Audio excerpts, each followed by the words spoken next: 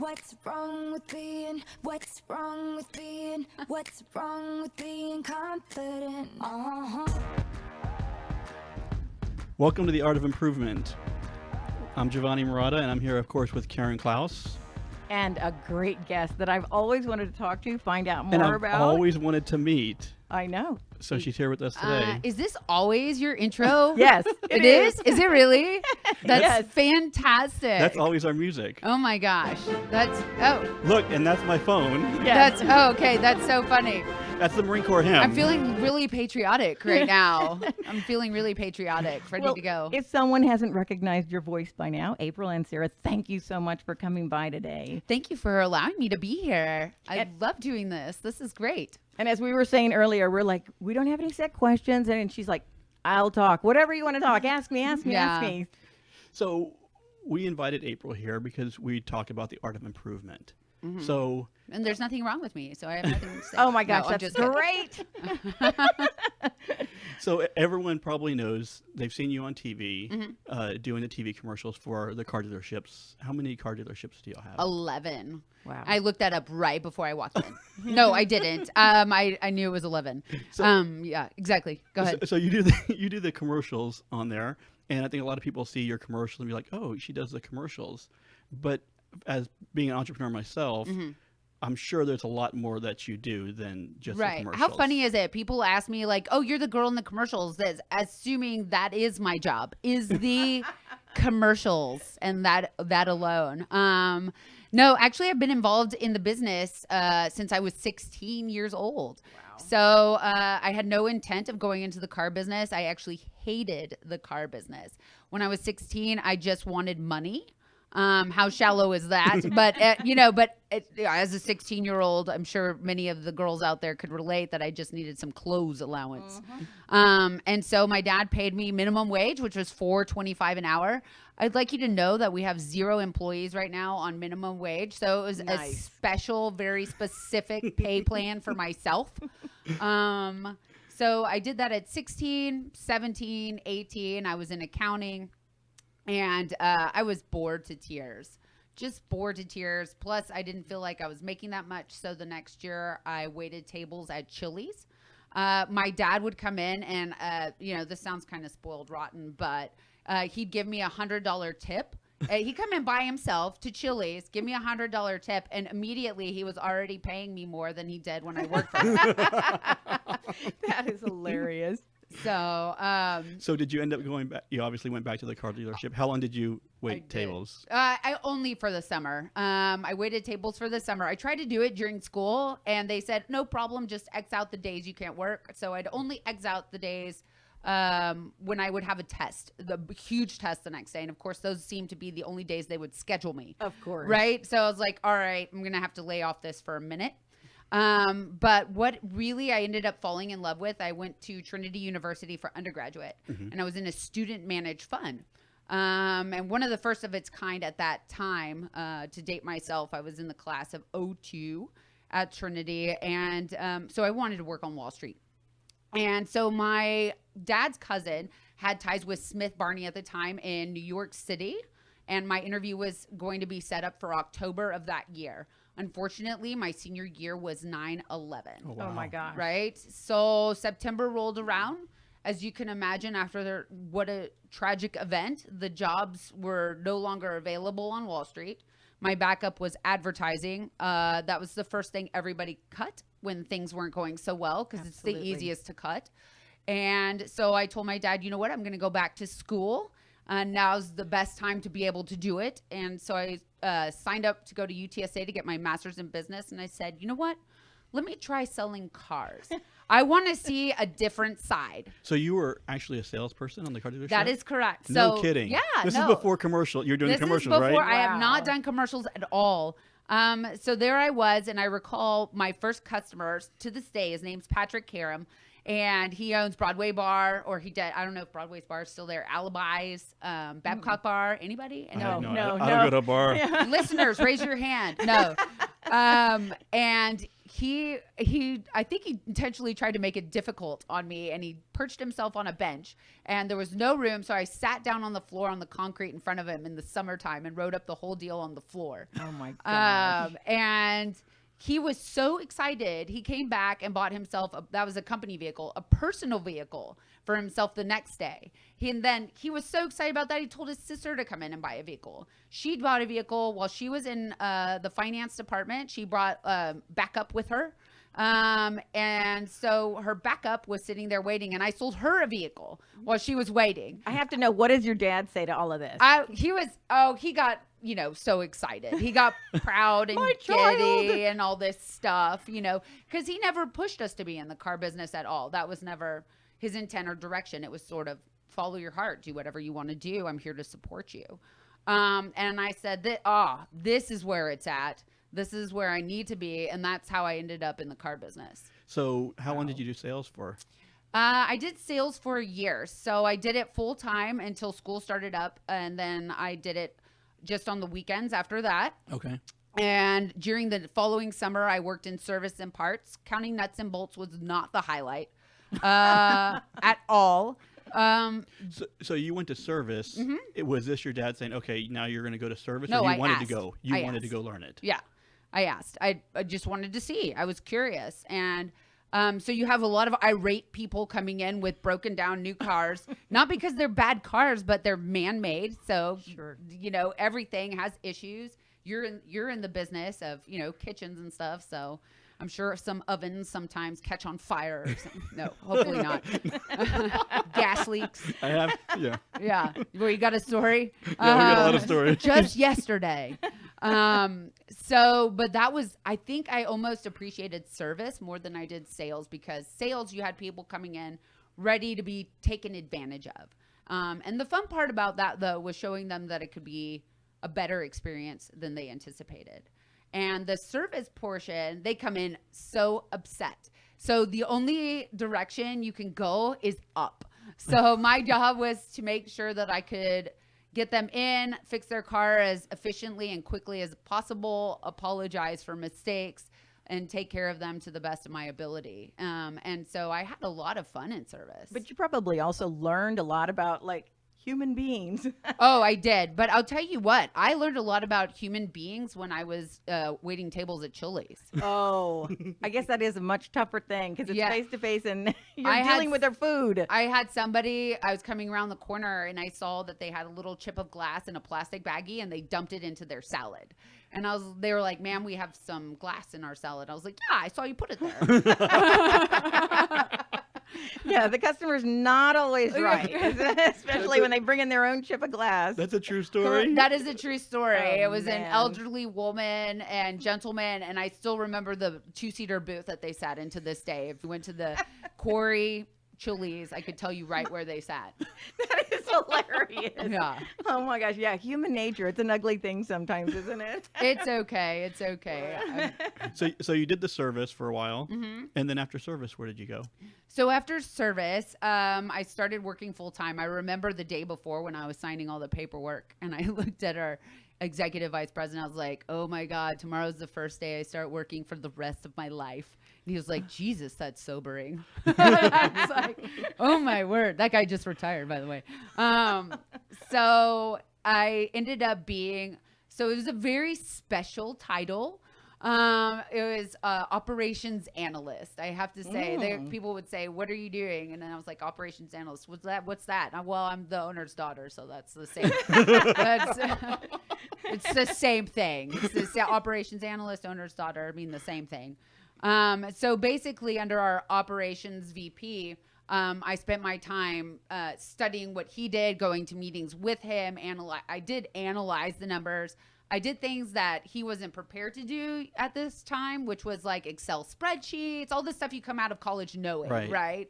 Developing programs. So he found all my computer skills at the time very, very handy. So during the time of sales and customer service, or the service department, and then going into being the analyst, how did people respond to you, other employees that had been there for, I don't know, 5 years, 10 years, 2 years, because now you're the owner's daughter that is now going to sell cars or be in service? Well, How'd that go? so far we're okay because I'm nobody's boss, right? Right. At this time, I'm nobody's boss, and the good news is they all saw me working during that time.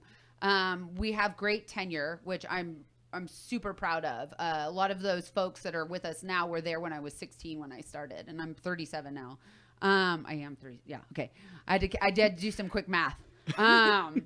So I had that going for me at the time, and I wasn't anybody's boss as of yet. They sent me to more schools after that. I went to a NADA Dealer Academy, which is National Association of Dealers, or National Automotive Dealers Association.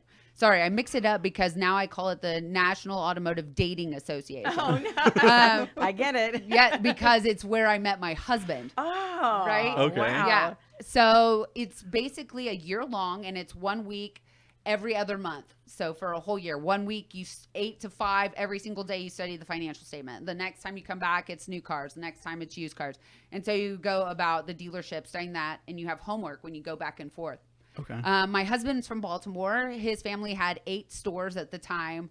Wow. And we actually met there at the Dealer Academy in McLean, Virginia. Yep. So Amazing. It runs in the family. Yeah, it does. does. That's crazy. I have to tell you, if you fast forward to now, it's really quite beautiful because I know some people are like, well, we don't have enough time for each other because of our jobs. I can go into his meeting and nobody's going to say anything. I just walk right in. I get to see my dad all the time. We do talk business when we go out to dinner, and that's okay because we talk family when we're at business. So we love what we do so much that the mixing of family and business is perfectly okay. So mixing family with business because you work with your dad. What do you call him at work? Dad. You do all the time. Yeah. Dad. Really? Yeah. Okay. He's my dad. So I don't have to call him anything else. Dad, the word dad is just as frightening as Ernesto. Sometimes even more so. So, yeah. because you see some people that work with their parents and stuff like that, and they start calling them by their first name. No. It's very interesting. Dad has far more authority over me than Ernesto does. Because Dad can call me at 2 a.m. and start yelling at me. I take it that's happened before. Yeah. He said, he did say that one time. Why are you one of the only managers that I've got that doesn't answer their phone when I call? And I was like, because you don't call the rest of the managers at 2 a.m. with a customer issue. Like, that's why. He doesn't do that anymore. But Well, obviously your children are part of your career. right. And so they're learning to, just like you learned. Mm-hmm. Do you expect them to go that way? Do you ever get glimmers of what they may be or what type of personalities they have? Oh gosh, I have no idea. So we weren't even going to have our kids in the commercials because my dad didn't have us in the commercials. It's really funny when people are like, I remember seeing you grow up on TV. I was like, that wasn't me. It's a stand-in baby. I was in one Christmas commercial, that's it.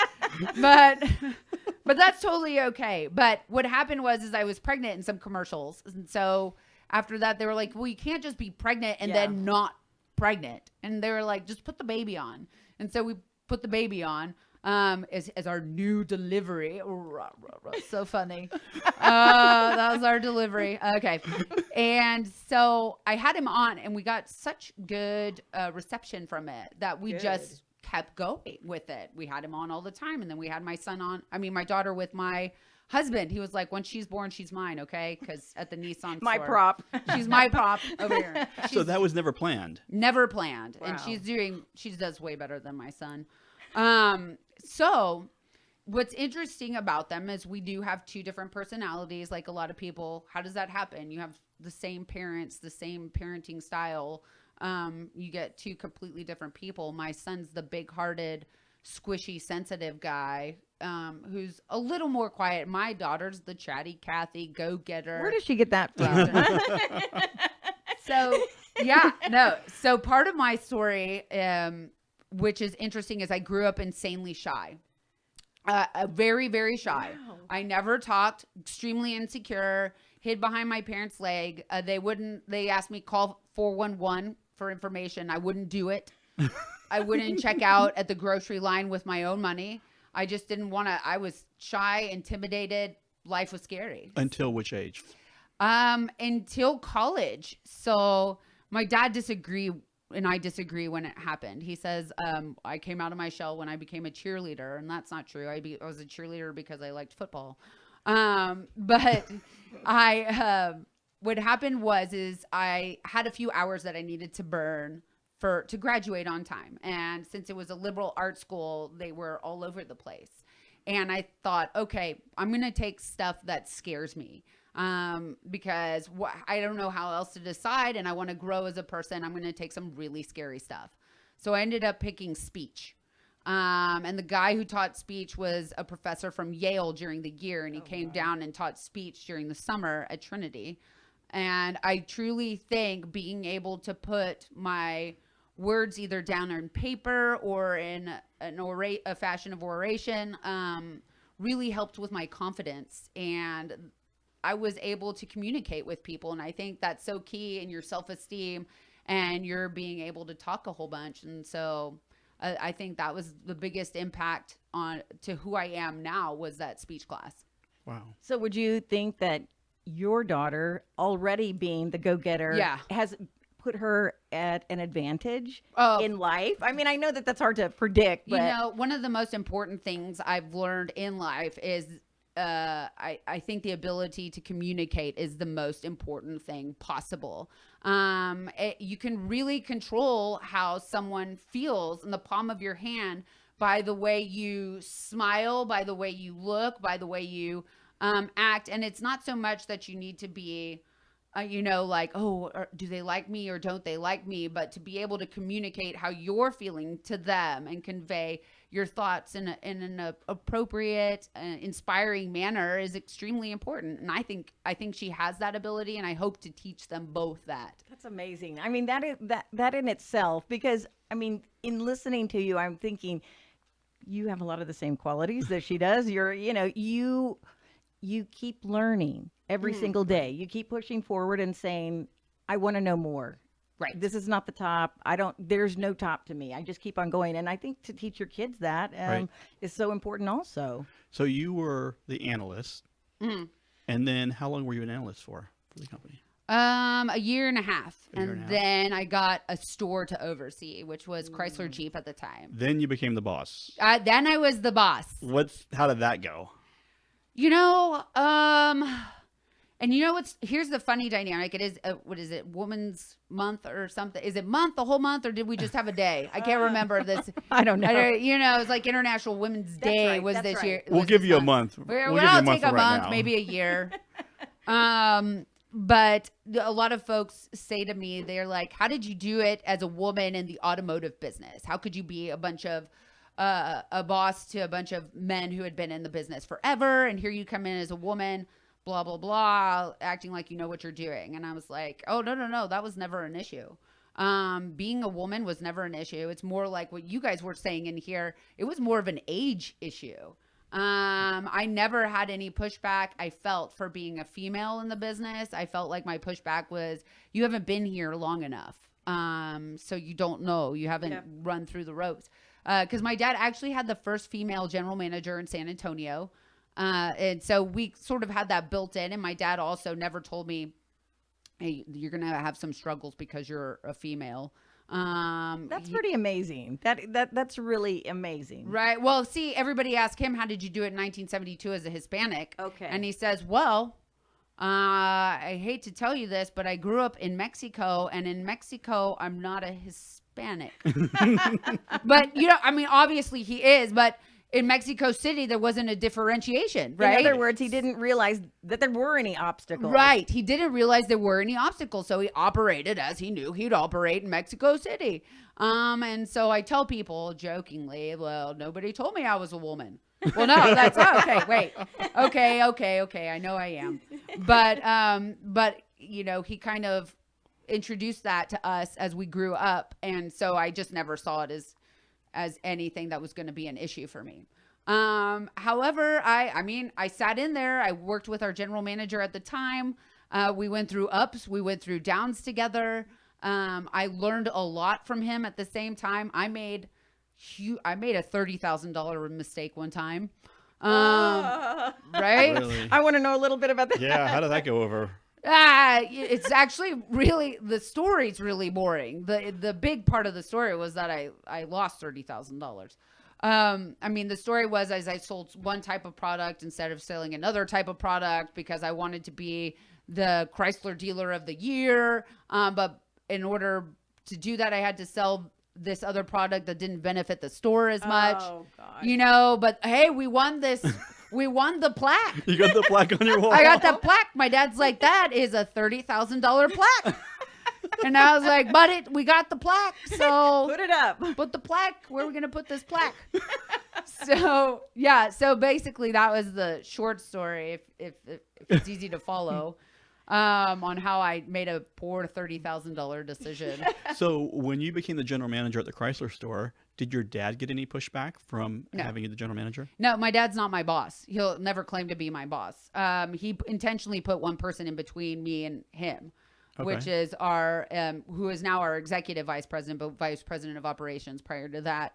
And his right-hand man, who started on the parts counter, frankly, worked his way all the way up from the parts counter, never went to college, and is his right-hand man now. Just had some great sense. So do you work with your husband? Yes, I do. I don't know who's the boss. Yes, you do. Yeah, We want to know who the boss is. it's so, you know, we don't ask each other to do anything. We bounce ideas off of each other frequently. He's the micro, I'm the macro. So he's really focused on the day-to-day type of deal. But when he wants some large scope marketing look or an expansion look, we talk about that kind of thing together. We've hired general managers for stores together. And so that's actually kind of fun. I lost the last time we hired someone. I wanted one person, he wanted another, and we went with his. Look at her.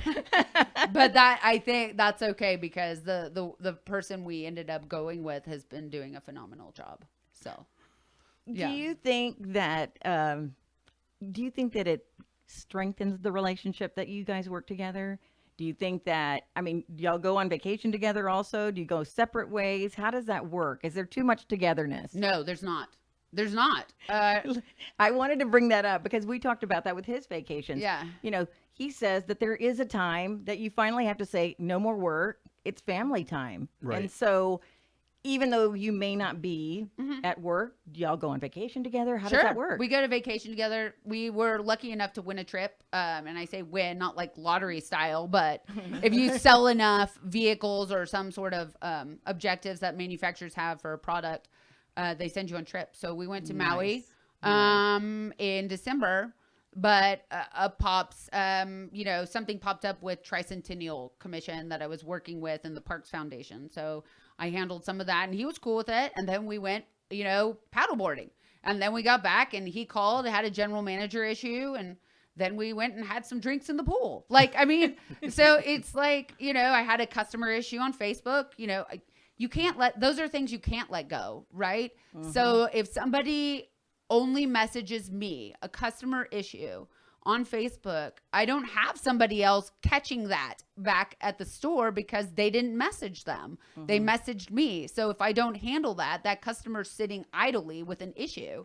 And so it's not a big deal. I'll tell them I'm not there right now, but you know what? Let's solve this as quickly as possible and get it to the right person. But he understands that and we're fine. So We'll probably talk about it. We talked about Customer service. Customer service. Oh my gosh. And we yes. talked about work-life balance. So now I'm really interested because they work together, you and your husband. Yeah. And what is work-life balance to you and how does that work? I think being okay with the mesh of it. Well, with the exception of I have a, what is it I call a wheel of neglect?